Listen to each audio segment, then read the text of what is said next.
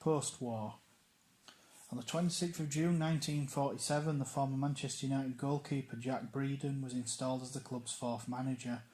Shortly there would also be a new chairman too, for on the 11th of July Charles Mattock relinquished his position and was replaced by Arthur Carter, who, after seeing Town re-elected, said at the club's AGM, "This is our last chance. A number of clubs are knocking at the door of the third division and are organising themselves. I should think what would happen if we have to apply again." Breeden acknowledged that his job was going to be a tough one, and with stalwarts Allsop and Rucliffe leaving the club, new faces were inevitable. Into the club came halfback Norman Dingwell, inside left Hubert Cockcroft, winger Jack Ormonde, and centre forward Donald Stretton, but the side could not have made a worse start, losing the opening three matches of the 1947-48 campaign. And though the signings of Oliver Burns inspired them to their first win, it proved a false dawn. After 13 matches, Town were bottom of the table with only Oldham for company. Breeden tried all sorts to find a successful formula. Halfback Dave McCormack and left winger Frank Williams were promoted from the reserves, and right back Dick Freefall was signed, while no fewer than 5 players were tried at centre forward, including halfback Ken Drake for the game at Accrington on the 4th of October. An ever-changing team which soon featured Freddie Hogg, a wartime favourite, Charlie Lewis and Stan Scrimshaw, pulled off a surprise victory over leaders Rotherham United on the 8th of November, and a mini revival enabled Town to briefly move out of the bottom of the table, but they would not win again until March, by which time the situation looked full-on. By then, further players had been signed: Wilf Booth, Hull City halfback Jim Smiler Mills, and forward Maurice Priestley, who netted the game's only goal at Crewe, as Town ended a depressing run of 17 League and Cup games without a win. The signing of the former Scotland international Hugh O'Donnell from Rochdale gave the side a further boost, and by winning a second successive match for the first time, Town moved off the bottom of the table, but by gaining only 1 point from their Easter fixtures, their chances of avoiding re-election looked remote. A goalless draw with Hartlepool United, who were the nearest team above the Shaymen, but 4 points better off did their chances no good, and when Pools triumphed over Rochdale the following week while the Shaymen slipped to a 3-0 defeat at Gateshead, a successive re-election bid looked a formality, and indeed was confirmed 7 days later with 2 games still to play following a 1-1 draw with Darlington. Prior to the last game, a 5-1 drubbing by Oldham at the Shea, Breeden had been forced to deny in the proper quarters propaganda doing all the rounds, allegedly by non-league clubs, that Town were not wishing to seek re-election due to their poor support. A begging letter sent out by Arthur Carter, in fact, not only poured scorn at such suggestions, but seemingly did the trick when Town were voted back into the league on the 8th of June 1948, polling a near maximum 47 votes. And this is what the chairman Arthur Carter put out to those clubs upon Town having to seek re-election. Arthur Carter's begging letter dated the 25th of May 1948. It was sent out to Football League clubs as he strove for Halifax Town's re-election. Letters such as these were regularly typed up by former and future Halifax Town chairmen. To the chairman and directors: Dear Sirs, as chairman of Halifax Town, I shall be greatly obliged if you will read the following and give our club your support. No doubt you are aware that we are in the unfortunate position of having to apply for reinstatement in Division 3 Northern Section, having finished next to the bottom this season. We were established 30 years ago and have had many difficulties to overcome, but we have managed successfully so far. We are as well placed financially as most clubs in the 3rd Division, and have this season had better gates than at any time in the club's history, and in passing have paid more in 20% share of gates than the majority of clubs have paid to us. The ground is one of the best in the Northern Section. We are faced with the same problem confronting every club: deferred repairs, and this is receiving our earnest attention. To lose our league status, which we value so much, would mean losing many of our old friends who have stood by us in trouble and are still standing by us. Therefore, I ask for your full support and backing at the annual meeting. so that we may obtain a substantial majority towards which we seek, i.e. to remain in our present company. For I am confident that with the proposals we have in hand, our position will be greatly improved next season. Yours faithfully, Arthur Carter, Chairman. But amid the understandable elation of the Halifax Town Directors came a note of caution from the Chairman. At their AGM on the 18th of August, Arthur Carter reported, "We have spent all our money to fulfil our summer commitments, and if it had not been for the FA Cup pool fund, the club would have been in debt. Any extra income, therefore, would prove to be a godsend to the club. So the news that Speedway promoter Bruce Booth was planning to bring the sport to the Shay was a welcome one, though it would be another year before the first meeting was hosted there." Jack Breeden's close season signings included halfbacks Eddie Hodgkinson and Billy Morgan and centre-forward Dennis Howsam. While returning after a spell helping out at Scarborough was trainer Harold Taylor, who brought with him his son Derek, a player who would make a brief first-team appearance. But once the 48-49 season kicked off, results followed an all too familiar pattern, with the side managing just 2 victories from their first opening 10 games. Fullback Ted Breaks was promoted from the reserves, and further additions to the playing staff were those of halfback George Gilmore, winger Ted Maguire, and the experienced former Scotland international Jim Dougal. Back-to-back victories over Gateshead and Hartlepool made Town's position look a little healthier, and their luck seemed to be in when they had a home draw in the first round of the FA Cup against non-league Scunthorpe United. But the tie was fraught even before the scheduled meeting on the 27th of November. With the frost-covered ground and deep fog causing its postponement, the sides tried again the following Saturday, but there were no goals in the first 90 minutes, nor in an unprecedented period of extra time. The sides reconvened 2 days later at Scunthorpe's old showground, but it was the home side who broke the deadlock and won the tie through Baker's free kick with just 5 minutes remaining. In the league, Town continued to frustrate, although they were hopeful of avoiding a third successive re-election bid, with Southport and Bradford City becoming detached. However, there was dismay when skipper Horace Green was sold to Lincoln just 2 days before an important match with high-flying Hull, and he was sorely missed, and Town crashed to a 6-0 defeat, their worst of the season. A run of 9 matches soon followed, and despite the additions of centre-forward Alf Whittingham and inside-left Eddie Murphy, Town was sucked back into the re-election dogfight. But they hit form just when it mattered. A 3-1 Easter Monday victory over Oldham Athletic proved to be the platform for revival. Dougal's header clinched victory at Chester, and Roy Crossley planted both ball and keeper into the back of the net for the winner as Town came from behind to defeat bottom club Southport 3-2, thus ensuring safety with 2 games remaining. The first Speedway meeting at the Shay had seen the Halifax Dukes lose to Yarmouth 45-37 on the 6th of April 1949. But the creation of the track had necessitated the narrowing of the pitch by 3 yards. Many Town supporters now moaned that they were left further from the action. But with the club lying 8,902 in the red, the directors now welcome the extra revenue Speedway would bring in, worth around £1,400 a year. New players came to the club in forms of centre-half George Hinsley, forward Billy Dale and goalkeeper Pat Eggleston, who would make his debut sooner than expected after the side conceded 14 goals from their opening 3 matches of the 1949-50 season. He came in for a confidence-rocked Ted Rayner, and results gradually improved.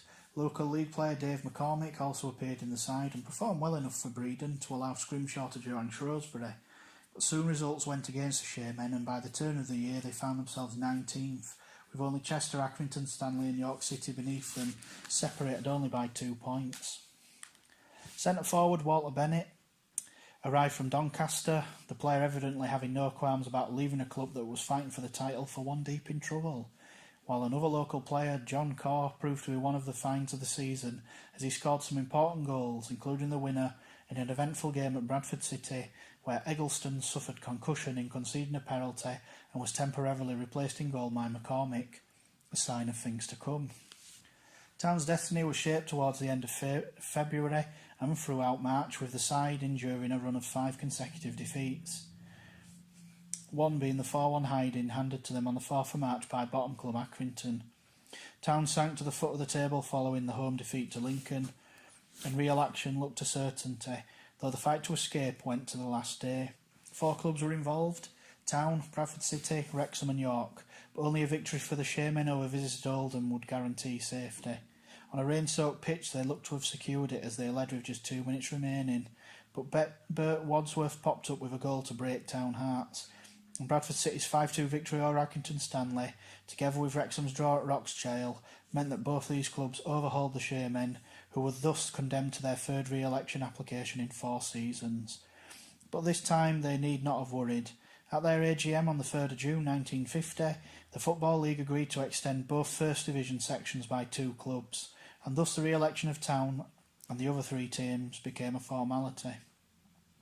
Jack Breeden introduced a new playing strip of maroon shirts with light blue sleeves to change the psychological outlook for the 1950-51 season, but results followed an all too familiar pattern, with new players brought in such as Walkden-based keeper Ed Toze, full-back Fred Westlake and left winger George Glaister. It took Town until their 4th game before gaining their first point, and their 5th before registering their first goal. In what appeared to be an act of desperation, the Deputy Mayor, Alderman John Burdock, addressed the crowd at half-time during the home game with Barrow to lend his support to a Climb the League campaign, and a public meeting at the Shay on the 30th of August was organised where an appeal was made for £2,000 for new players. Town won their first match at the 8th of 10th but continued to struggle and fared no better in the FA Cup. Despite being drawn at home to North Eastern League side Ashington in the first round, the visitors rose to the occasion and took a 2-goal lead through Gibson and Simpson before the Shaymen rallied. Goals from Glaister and Corr looked to have reprieved Breeton's side, but the visitors broke away from Foscott to score what proved to be the winner, and for the 2nd year running, Town had fallen to non-league opposition. Defeat here spelled the end for manager Jack Breeden, for 5 days later on the 30th of November he resigned, claiming, "I decided to leave before the cup tie, but kept it back from everyone because of the effect it might have had on the players. I have tried to do the right thing by the club. It has been continued depression and desperate struggle all the time since I took over, and I believe it is best to part with the club now. Although my contract has still to run until the 31st of July, it is not fair for a new manager to have to take over a struggling club in June." Breeden, however, agreed to stop on until a successor had been appointed, but results continued to be poor. Keeper Ted Elliott arrived from Chester. He immediately displaced Rayner, and in January the directors dipped into the Climb the League fund and money raised by the Halifax Town social section, totalling £1,500, to pay a new record fee to bring Leeds United reserve centre-forward Des Frost to the Shay, along with his teammate Jackie Moss. Frost seemed to be the centre-forward that the club had been lacking, and he netted all of the side's goals in a 4-1 win over Lincoln City on the 3rd of February. A match that had been preceded by a minute's silence following the death of the club president and former chairman Charles Mattock. Fullback Jimmy Lee, signing from Hull City, became the latest recruit, and he took his place in the side that claimed a 2-2 draw with Bradford on the 3rd of March 1951. A match watched by former Northwich Victoria manager Billy Wotton, who 2 days later was installed as Breeden's successor. He strengthened the side with the signing of York City halfback Les Horton, and Town scrambled to safety. Helped in no small way by Frost's second hat-trick for the club in the 4-0 win over fellow strugglers Southport, the Shaymen heaped pressure on Accrington, who needed to win both of their last 2 matches to stand a chance of overhauling Town. When they lost at Tranmere midweek, their own re-election became a necessity, and it was a relieved Halifax Town side that completed its fixtures with a goalless draw at waterlogged York City. At the end of another disappointing season, the players did at least provide some cheer when they signed off with a friendly against Waterford United on the 12th of May, one in a series of matches played by the club to celebrate the Festival of Britain. With Wotton handing starts to Liverpool trialist Tom Hughes and outside left Derek Priestley, who had slipped quietly into the Shay the previous October, Town ran up a record Shay score as they triumphed 11-2. Hughes netted a brace, as did Jackie Moss, but they were outdone by Frank Dale and Priestley, who both scored hat-tricks, while Dave Mycroft also got his name on the score sheet. A whole host of new players arrived for the 1951-52 season, among them Bob Tomlinson, centre-halves Jack Bickerstaff and Donald Hunter, and half-back Cyril Coyne. But there were also arrival of new keeper in Alf Taylor, whose competition would come from an unlikely source. Dave McCormick converted in the reserves from a centre-half to goalkeeper, but the squad was made up of only 9 full-timers, with the rest being part-time professionals, a situation which did not augur well.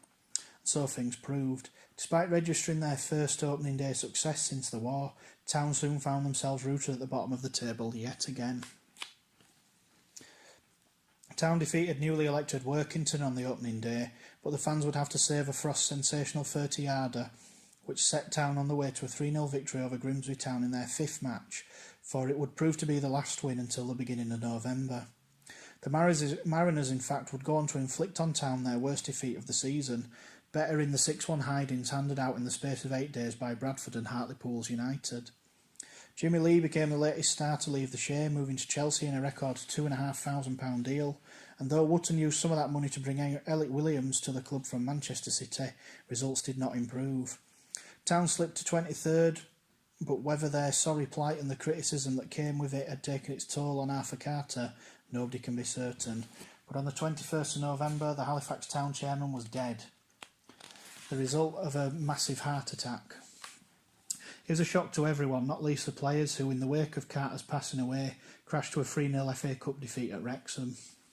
Cyril Adams took on the mantle of chairman, and the club immediately signed schemer Jerry Henry from Leeds United, and he in turn was appointed as player coach, taking charge of the team in Wootton's absence. But such a move did not have any immediate effect, and when Grimsby exacted revenge for their earlier Shay defeat by hammering Town 8-1 on the 29th of December, Wootton's side found themselves bottom of the league. Something needed to change, and as things turned out, Wootton took charge for the last time for the home derby match with Bradford on the 26th of January, a game ultimately abandoned, for while the nation mourned the passing of King George VI, Wootton tendered to his resignation on the 6th of February 1952. Henry immediately assumed control, and the push to escape from the re-election zone began in earnest with a goalless draw in the rearranged game with Bradford on the 10th of March. His steadying influence, plus the arrival of giant keeper John Savage from Hull City, helped Town lift themselves off the bottom to 23rd, and though 4 consecutive defeats in the run up to Easter meant their position was still worrying, by winning their last 3 matches, Town finished 20th and thus staved off re-election.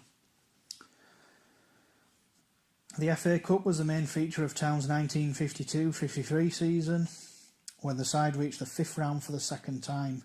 If that was an achievement in itself, then the manner in which they got there was even more astounding, as the Shaymen put out not 1 First Division side but 2, a feat virtually unheard of for a side of such low standing. Of course, there was no sign of the glories to come when the side kicked off that season. Retaining 13 professionals, manager Jerry Henry added to his squad left-back Albert Cox, centre-half Edgar Packard, inside forwards Andy Geddes and Henry Derbyshire, and outside right Bert Wilkinson, while ready to treat them in his own inimitable manner was new trainer Alan Urey, later to be dubbed the man with the magic fingers. Dispensing with maroon shirts, which clearly had not much effect in favour of the plainer all-blue, Halifax Town began their league programme with defeat at Workington. But on a Shay pitch now widened following the decision by Speedway promoter Bruce Booth to discontinue the sport of the Shay, temporarily at least, the opening 2 home games were won, and with Town only losing 1 of their first 8 matches, they gave an indication of better times ahead. At one point they moved up to 6th, but by the time of the FA Cup, their form had suffered somewhat of a slump. In light of their ensuing glories, however, it seemed almost bizarre that they should have needed 2 games to see off the part-timers of Ashton United in the first round, for they had just scraped through after a replay at a freezing Hurst Cross ground. Even the 4-2 victory over Southport in round 2 was made harder than it should have been. Town almost let slip a 3-goal lead, but nevertheless they moved into the 3rd round and were rewarded with a home tie with First Division Cardiff. But an injured wrist sustained by keeper Savage in an earlier derby match at Bradford put him out of action for 6 weeks and thus opened the door for McCormick, who suddenly became involved in Town's most memorable cup run. Though Cardiff were perhaps not the biggest crowd pullers, crash barriers were erected at the Shay and a crowd limit of 35,000. But on the day perhaps it was as well that many Bluebirds fans stayed away, for their side was no match for the Shaymen, who ran out 3-1 winners. Priestley's early goal inspired the team, while at the other end McCormick was in fine form. In round 4, Town were paired at home with another Division 1 side in Stoke City, but few could have expected another shock victory given Town's run of form leading up to the game. The Shaymen failed to win any of the intervening matches in the league, and while they were drawing the last of these at York City, Stoke, despite struggling in the First Division, were winning handsomely 5-1 against leaders West Brom. But come the day of the game, the ground record was shattered, with 35,621 crammed into the Shay, and in a dramatic match, Priestley was on hand to net the game's only goal just before half-time. Into round 5, and Town were handed yet another home tie against Arthur Rowe's powerful Tottenham Hotspur, whose side included England internationals Alf Ramsey and Ted Ditchburn, the crafty Eric Bailey, and the authoritative skipper Bill Nicholson. The tight self-schedule for Valentine's Day was actually in doubt until the morning of the match, after heavy snow during the week had covered the pitch. At one point, over 50 volunteers and 7 wagons had been brought in to shift the piles of snow, and though more followed, with conditions soft underneath, referee Overton gave the game the go-ahead, after volunteers had again helped clear the pitch. With the markings inked in blue dye, cup fever once again gripped the town, and the gate record was broken once more, with 36,885 packed into the ground. The conditions proved to be a leveller, and Town were well in with a chance up to half-time, but their hearts sank when Les Bennett found the roof of the net after 56 minutes, and further goals from Len Dukeman and a second from Bennett gave the First Division Giants a 3-0 win. Thereafter, Town struggled to raise their game in the league, crashing 5-1 at Barrow in their first post-cup match, and injuries to key players hampered their end-of-season run-in. The FA Cup became but a distant memory, with only 3,296 turning out for the visit of Chester towards the end of March. But though they'd slipped to 17th, re-election was never an issue, and the side rallied to finish 14th.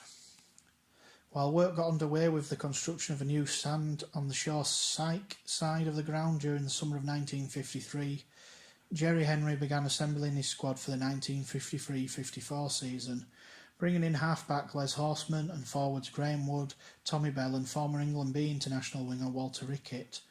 But it would be another frustrating season, with Town still seeking their first win after 5 games. Things improved slightly in September, but a winless streak of 8 games, including 5 straight defeats, saw the side hurtling towards the foot of the table. That despite the credible performances of goalkeeper John Savage. But they were soon to be without their giant custodian, for on the 17th of November 1953 he was sold to First Division Manchester City, thus giving the opportunity once more to McCormick.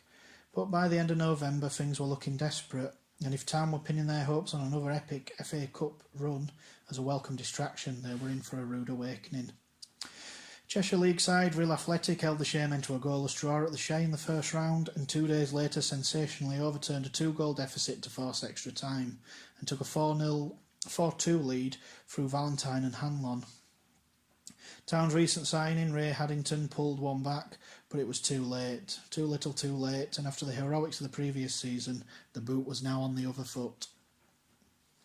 Town's first win in 11 league and cup matches came over fellow strugglers Workington, but with only 2 further victories before the end of January, things looked bleak. A run of 3 consecutive victories during February, including the shock defeat of promotion-chasing Barnsley at Oakwell, made Town's position look a little healthier, but it was not form that they could maintain, despite the arrivals of Alf Clark and Bill Shadbolt. Jerry Henry found himself facing mounting criticism, particularly after Town suffered a torrid time over Easter, crashing 5-0 at Carlisle United and losing all heart when slipping to a 3-0 home defeat to Scunthorpe United. When they met York City in their penultimate match, they knew only victory would keep alive their hopes of escaping the re-election zone. But the Minster men broke away for a late winner after Town had clawed back a 2-goal deficit, and the Shaymen's fate was sealed. Only a draw in their last match with Tranmere Rovers enabled them to stay above Chester. While a world record crowd of 102,569 had turned up at Odsall to watch the Rugby League Challenge Cup final replay between Halifax and Warrington, on the 5th of May 1954, it was to be Town's poor attendances that certain non-league clubs, primarily Wigan Athletic and Peterborough United, pointed as they stated their own case for Football League membership. But Town survived yet again, if only by polling 28 votes, the lowest number they had ever received, while Wigan pulled in 18 and Peterborough one less.